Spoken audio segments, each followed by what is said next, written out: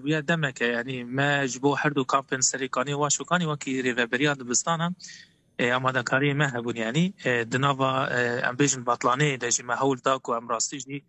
بکار من او دین کو الکامپی وسا ببیجن خرابه بونه چکساس کردن جوانا لازمه ما هول داد في هاوینا هانی دم هنی کی راس بکن لگوری کو ما پلان کربو کو تمامی یعنی دبستان ما ین کامپا سریکانی و کامپا واشوکانی ام سر راس بکن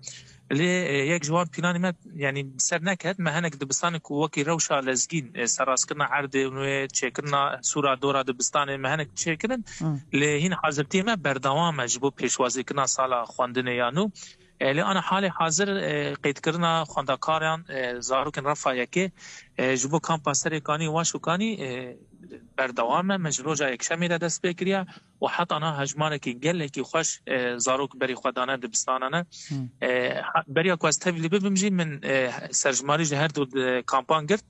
من انتقانه بیش هر دو کامپان رفع که تنه ایسال ما تومار کریه زیادتری 600 و هفته خواندکاری ما ای رفع که خواست تومار کرنا حتی انا که هین قید کردن بردوامجی این قید کردن بردوامه از خوازم فیجش بو بدم زلال کردن د سیستم ریوبریا خسر د همو بازارن و بازارو کن ریوبریا خسر د پیش دبستان های کو جرت بین تحضیری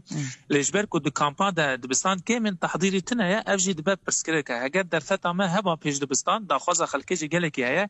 و هجمار ما زیده هزاری بعد تو مارکرنج بو رفع کی پیش دبستان جی انا بگشتی خواندکار ما هر دو کامپان سالا پار بداوی کردن سالا خواندن ما به 5008 خواندکاری بداوی کرد سالا خواندن اون زانش یعنی دما کو دبستان دست بید که هجمار زیده ما هجمار زیده بداوی ده هنگ درن هنگش کامپی درد که روشا کامپا اون زانن گهدار جیر زانه یعنی نه جیکی دائمیه جیکی دمکی خلق الویده که جیویه